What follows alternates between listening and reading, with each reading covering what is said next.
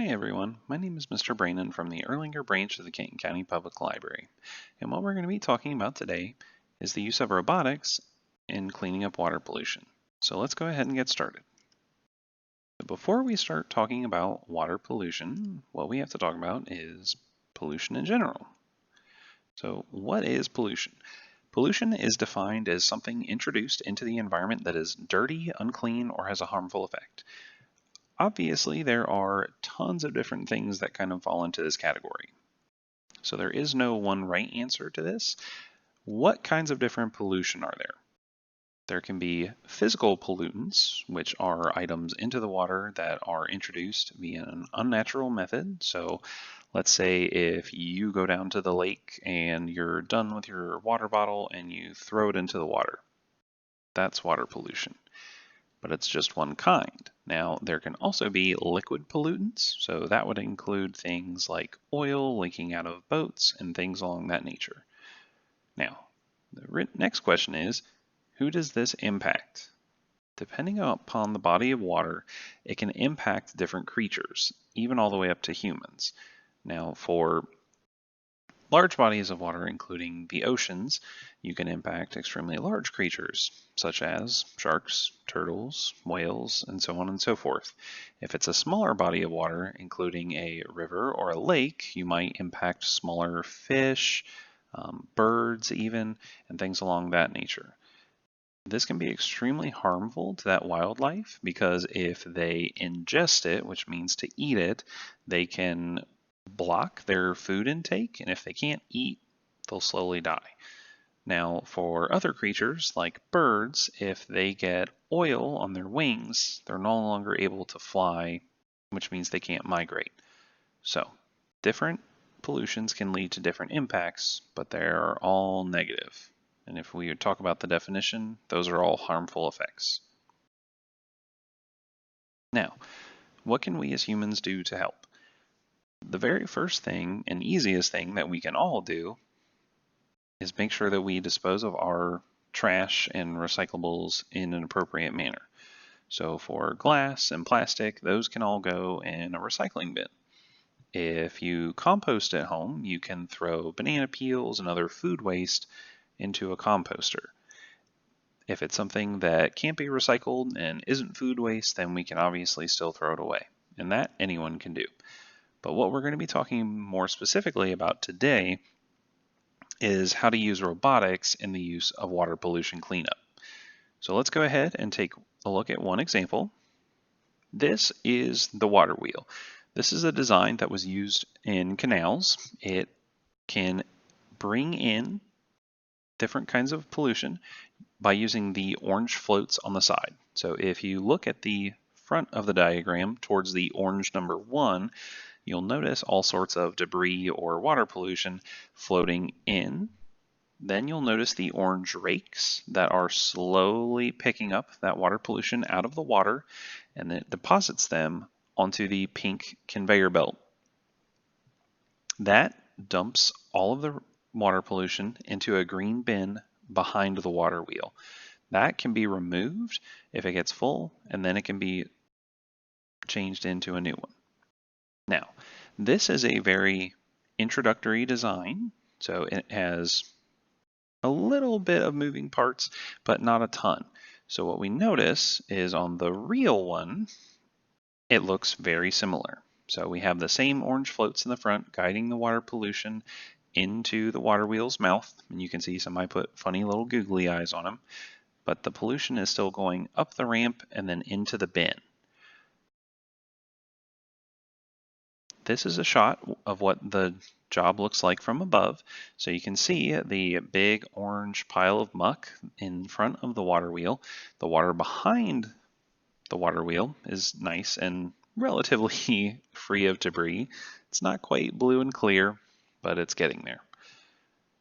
This is showing you how intense some areas can have their water pollution levels at. This is a really bad case. Obviously, different cases are going to require different solutions. So, what would your water cleanup robot look like?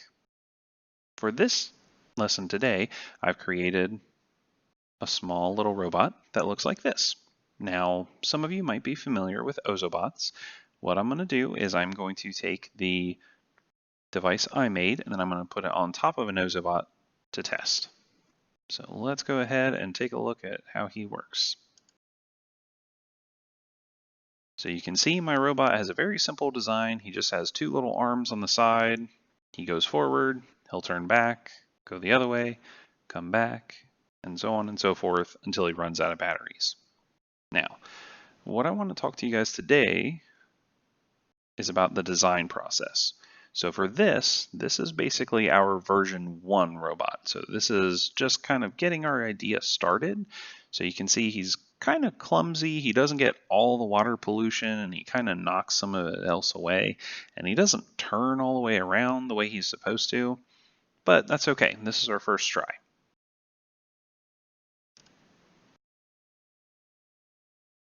If we look at the screen now, I have an example of what the code might look like for our first try robot. So in this case, I have the robot moving forward 30 steps at a medium speed and then turning around. He'll then go 30 steps forward at a medium speed again, in which case he will then U-turn again. Now, what makes this a better program is the inclusion of the blue section of code on the left. That is what's referred to as a loop. So anything inside of this blue loop is going to be repeated over and over again. Now, for our purposes, I would obviously want my robot to be constantly moving back and forth up the river to clean up the water pollution. So I have this repeat forever. Now, if it was a different scenario, we might want to repeat this maybe 5, 10, 100 times. But for this example, we're just going to do it forever. Now, if we move on, well, what if we could make our robot better? That's kind of the next step in the design process, is we have an idea, we've made a prototype, it kind of works, but there are always things that you can make better. So what I did was I took my original design and thought, well, what if I made the opening on the front of my robot bigger? So I have Water Pollution Bot 2.0. Now, you'll notice that he does have a wider reach and he does have a little bar going across the top to make sure that the arms don't spread out too wide. So let's take a look at how he does cleaning up the water pollution. So you'll notice because he has that wider reach, he can pick up more items and he does a much better job of turning around. But what you might notice is when he turns, some of the water pollution starts to spill back out. So that's not great. If we can pick up the water pollution, but then we just spit it right back out, that's not really going to help, is it? So we're going to move on to the next step, which is making it even better. And that's one thing to note about the design process, is that there is no done. There's always, can we make it better? They haven't stopped at the iPhone. There's now an iPhone 10 and so on and so forth. We're always looking to make things better. So I did exactly that, and I made Water Pollution Bot 3.0. So if you'll notice, I keep some aspects of the very first design that I liked, but I added in design portions that I liked from the second one and kind of make a combination robot. So this one has the much wider mouth, but it also has the tabs on the side to make sure that the water pollution can't fall out of the sides. So let's take a look at how he does.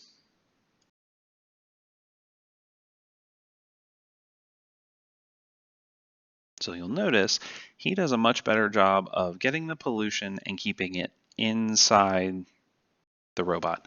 Now, just like what I did for my robot where I slowly improved him, folks have also been improving their water pollution robots. So if you remember the water wheel from before, cute little guy swallowing up garbage on the river, they have also been improving their same design. Now, Most of it is the same.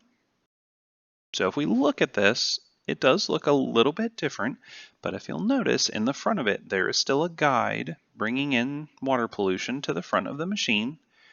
And if we zoom in a little bit, you'll also notice that there is still a ramp bringing up water pollution to a bin behind it.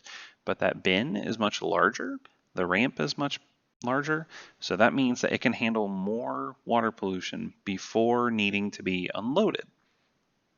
So they started out with the basic water wheel, which did not have a lot of moving parts, and then they moved on to the ocean cleanup, where they have several moving parts in a much wider array and a much better suite of technology to get the job done.